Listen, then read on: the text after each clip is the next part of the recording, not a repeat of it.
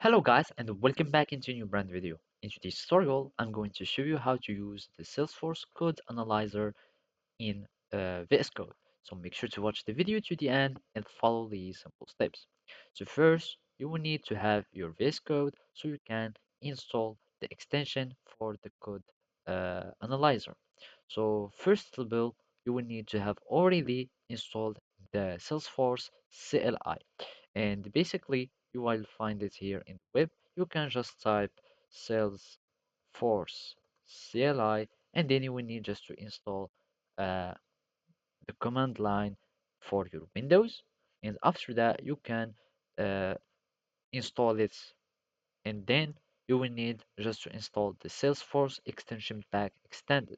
So basically, this one has many other tools that you can use in your code. And basically, one of them that we are interested in is the Salesforce Code Analyzer.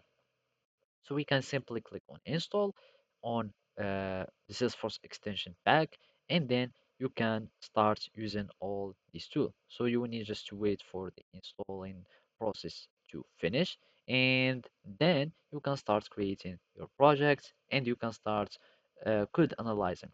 And basically, to do anything here in Salesforce, you will need just to use the command palettes. So you will need to use this tag, and from here you can always go for the SFDX, and this is the extension or the command line for the Salesforce. So it's Salesforce DX.